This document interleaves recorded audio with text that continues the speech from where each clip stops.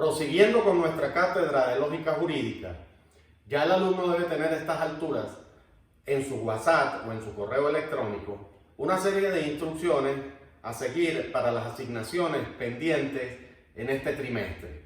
Por otra parte, también tienen un programa propuesto de 6 temas a desarrollar, 6 temas que consideramos vitales y muy completos para el cumplimiento de las exigencias académicas. Muy bien, en el primer tema siempre desarrollamos esa tesis, esa gran pregunta filosofal sobre si el derecho será una verdadera ciencia. La mayoría de los autores, la mayoría de los tratadistas consideran que sí lo es, y sobre todo porque se trata de una ciencia, aunque inexacta, no cuántica como la matemática, la biología o la química, sino como una ciencia social. Algunos la llaman ciencias nobles. Sin embargo, el que mejor define el derecho como ciencia es el filósofo alemán Hegel. Define al derecho a través de un método, que es el método dialéctico evolutivo, el cual pido que revisemos para completar esa tesis de que el derecho es una verdadera ciencia. Muy bien, vamos a desarrollar en el día de hoy todo lo relativo a las fuentes del derecho y a las fuentes de la investigación, a propósito que tenemos una monografía pendiente. Muy bien, cuando definimos lo que es una fuente, tenemos que pensar en el origen de la palabra. Fuente viene de manantial, el manantial de donde brota el agua. Para el caso nuestro, es el manantial de donde brotan las ideas. Y por eso el abogado, sujeto epistémico, recurre siempre a la argumentación de la fuente. Recuerden esto en su carrera, porque siempre vamos a hablar de este lenguaje y vamos a hablar de estos significados. Muy bien, nos encontramos que estas fuentes se dividen en fuentes legales, algunos las llaman fuentes directas, fuentes sublegales o indirectas y fuentes patrimoniales, espirituales e intangibles. Esto vale para el derecho venezolano. Y dentro de las fuentes legales directas nos encontramos en primer lugar con la Carta Magna. En el caso nuestro, la Constitución Nacional de la República Bolivariana de Venezuela. Al respecto es importante que revisemos lo establecido en el artículo 7 de la Constitución, que nos habla de lo que es la supremacía constitucional. Ustedes en materia de introducción al derecho están viendo algo como la pirámide de Kelsen, seguramente. Pues bien, esa prioridad constitucional es en ese artículo 7 que hemos denominado el de la supremacía constitucional. Por encima de la Constitución nada, dentro de ella todo. El segundo aspecto importante dentro de estas fuentes legales son los llamados tratados internacionales. Para algunos tratadistas, los tratados internacionales tienen más fuerza y más privilegio que la Constitución. En el caso de Venezuela no es así, porque ya hemos dicho que el artículo 7 le da supremacía constitucional a esta fuente. Bien es sabido que nuestro país ha suscrito una cantidad de convenios, de tratados, de pactos internacionales, tanto bilaterales con algunos países amigos y al mismo tiempo en las áreas de multiáreas de comercio, de petróleo y en fin, una cantidad de contratos llamados multilaterales. La tercera fuente legal directa de nuestro derecho es la ley en su sentido amplio, ese acto legislativo. ¿Quién legisla? ¿Quién crea las leyes? El poder legislativo. Y en ese caso se trata de leyes orgánicas o las leyes especiales. Cuando hablamos de leyes orgánicas nos vamos a referir a las que organizan el Estado, las que organizan el funcionamiento del Estado.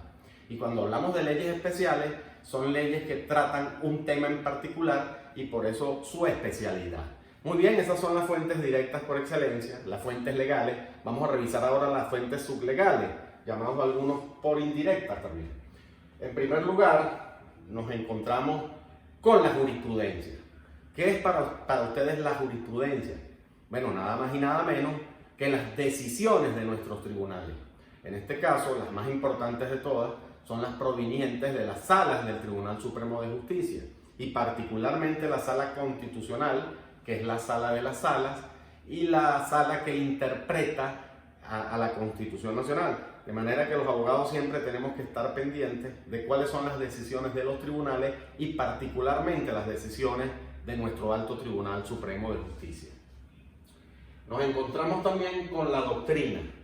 La doctrina es aquellos libros, aquellos textos, aquellas opiniones de jurisconsultos, de grandes tratadistas del derecho, esos libros que venden, esos libros que se consultan a través de las fuentes electrónicas. Eso es justamente doctrina.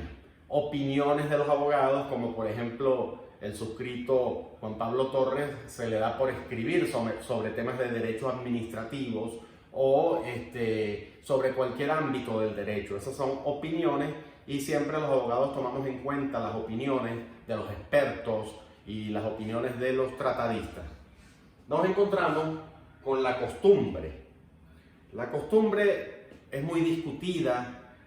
Para algunos en Venezuela la costumbre no es fuente de derecho, nada más lejos de la verdad, puesto que la Constitución bolivariana, a partir del año 99, les reconoce a nuestros pueblos indígenas su carácter cultural. Más adelante vamos a verificar, sobre todo cuando tomemos el tema de la justicia de paz, por qué es tan importante para nosotros la costumbre como derecho. La otra fuente sublegal es la analogía. Esto tiene que ver con el derecho comparado. ¿Qué es lo que pasa en otras latitudes del mundo? ¿Cómo se legisla una situación fáctica en alguna parte? Y en nuestro país comparamos esos sistemas legales a través de lo que se llama la analogía. Muy bien, vamos a ir a un octavo espacio, que son los llamados decretos, reglamentos, resoluciones y ordenanzas municipales. Esas cuatro estamentos los ubico en el lugar octavo como fuente sublegal, porque se trata de decisiones que no están legisladas por el órgano legislativo, sino por el órgano ejecutivo, de manera que no tienen un carácter legal, es subsidiario. Los decretos presidenciales, los reglamentos que emanan de los ministerios, que pretenden reglamentar las leyes, al mismo tiempo las resoluciones que también emanan de los despachos de los ministerios del Ejecutivo, así como las ordenanzas municipales. Ustedes saben que los consejos municipales tienen la facultad de legislar en sus municipios y desde el punto de vista nacional, esas también son fuentes sublegales del derecho. Muy bien, vamos a finalizar entonces esta clasificación de las fuentes hablando un poco de las llamadas fuentes patrimoniales, espirituales e intangibles. Son espirituales y son intangibles porque no se tocan, porque no tienen un cuerpo y porque forman parte de nuestra esencia como nación y forman parte de los valores de nuestro espíritu. Tal es el caso de los llamados poderes creadores del pueblo. ¿Qué serán los poderes creadores del pueblo? No es un invento mío, señores. Si nos vamos al preámbulo de nuestra Constitución, veremos que la misma comienza con el pueblo de Venezuela en ejercicio de sus poderes creadores, entre comillas, poderes creadores. Al respecto, yo le voy a pedir a los alumnos que me desarrollen una monografía sobre qué significa para usted tener poderes creadores. Más adelante explicaremos cómo va a ser esta metodología. Y dentro de esas fuentes patrimoniales nos encontramos finalmente con los pensamientos y obras de nuestro gran libertador Simón José Antonio de la Santísima Trinidad Bolívar Palacio, padre de la patria, fundador de repúblicas, hacedor de constituciones y desde luego quien me clasifique las fuentes del derecho y no me agregue las obras y el pensamiento del libertador Simón Bolívar, lamentablemente saldrá reprobado. Y tanto es así que es muy importante para nosotros que hay unos documentos esenciales en la vida del libertador Simón Bolívar, los cuales tenemos que tomar muy en cuenta y estudiar detenidamente. El Manifiesto de Cartagena, la Carta de Jamaica y el Discurso de Angostura. Consideramos estos tres documentos como trascendentales en la vida republicana venezolana y por eso consideramos que deben ser fuente patrimonial del derecho venezolano. Vamos a hacer una pausa y dentro de poco regresamos. Así como ya hemos revisado las fuentes del derecho, vamos a revisar un poquito las fuentes epistémicas, las fuentes de consulta para elaborar nuestros trabajos. Fundamentalmente nos encontramos con 4 fuentes.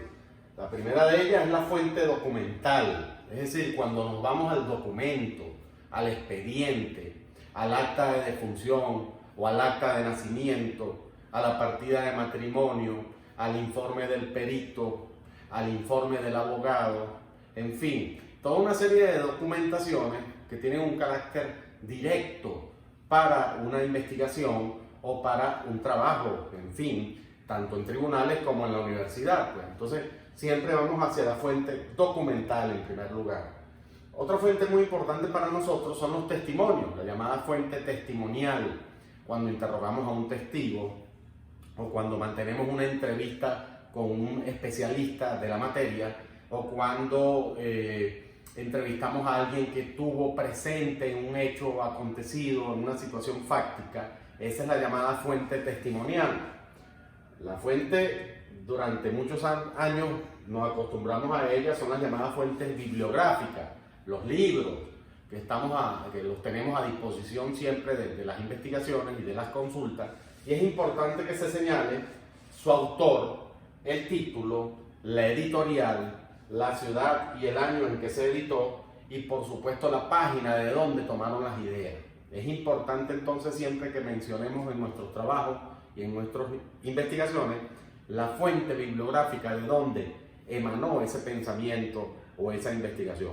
Y la última fuente es la más vigente en este momento, es la llamada fuente electrónica. Todos lo sacamos hoy en día del internet, todos accedemos al internet y por eso esta fuente la hemos clasificado como fuente electrónica. Usted me tiene que citar textualmente el llamado link www.https, de donde lo saque, pero usted tiene que colocar ese link que casi siempre aparece subrayado en azul, citarlo en las investigaciones. Y como se trata de que hoy en día nos acostumbramos al corte y pega y no ejercitamos la escritura ni la caligrafía, yo les voy a asignar una pequeña monografía que tiene que ver con los poderes creadores del pueblo. Ese concepto que sale del preámbulo constitucional, y la pregunta es, ¿qué es para usted tener poderes creadores?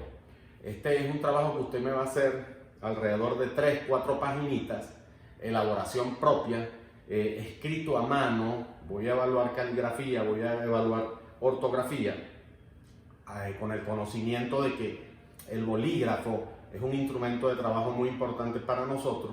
Entonces ustedes van a elaborar ese trabajo en hoja blanca, le van a tomar unas fotos y me lo envían a mi WhatsApp o a mi correo electrónico. Ese ejercicio nos va a valer 5 puntos, de manera que lo tenemos previsto para la última semana de este mes de junio. Es decir, la última semana del mes de junio, ustedes me transmiten al correo o al teléfono a través de WhatsApp qué es para usted poderes creadores. Me va a citar la fuente de dónde lo investigó, de dónde lo sacó. Y al respecto les voy a dar unos datos. El preámbulo de la Constitución fue elaborado por un poeta llamado Gustavo Pereira. Es importante que verifiquemos a este poeta. Igualmente que verifiquemos al cultor Aquiles Nazoa, quien en alguna oportunidad habló sobre los poderes creadores del pueblo, pero el que más se aproxima a ese concepto es César Rengifo. César Rengifo es un personaje de nuestra cultura muy interesante, a quien se le debe la autoría y la primera mención de lo que son los poderes creadores. Fíjense que qué curioso que en nuestra Constitución comience precisamente con el aporte de 3 grandes cultores. Y es importante entonces que además del derecho nos dediquemos un poquito a la investigación de nuestra cultura. Entonces, para orientación de ese trabajo, les sugiero que nos apoyemos en esos 3 grandes cultores. Y fíjense que, por ejemplo, César Rengifo nos alertaba a nosotros sobre los peligros de algunas cosas. Nos alertaba sobre los peligros de utilizar la palabra folclore, un anglicismo que quiere decir así algo como colorido del pueblo. Ustedes escuchan en las emisoras de radio o en televisión que siempre se utiliza esta palabra folclore, como diciendo colorido del pueblo, pues.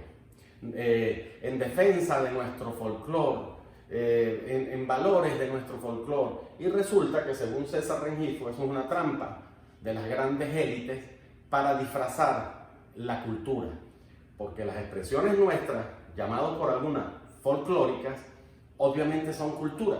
¿Y quién dice que, por ejemplo, el joropo, el pasaje llanero no son cultura? ¿Quién dice que la salsa no es cultura? ¿Quién dice que las expresiones artísticas de nuestros jóvenes a través del rap o a través del reggaetón no son cultura? Una cosa es que nos gusten o no, pero de que son cultura, son cultura. En un principio se pensó que era moda pasajera. No, es cultura porque ya permanece durante varios años, durante varias décadas inclusive, entonces forma parte de nuestro acervo cultural. Entonces, para las élites, cultura era solamente Mozart o Beethoven. Pues para César Rengifo, las expresiones mal llamadas folclóricas también forman parte de nuestra cultura. Y no caigamos en la trampa de llamarle cultura popular. Cultura es cultura, tanto de las élites como de las expresiones más populares. Con esto damos por concluido nuestra cátedra del día de hoy. Cualquier interrogante, cualquier duda, cualquier acotación o cualquier aporte será bien recibido por los canales regulares a través del correo electrónico o a través del WhatsApp. Muchísimas gracias y buenas noches para todos.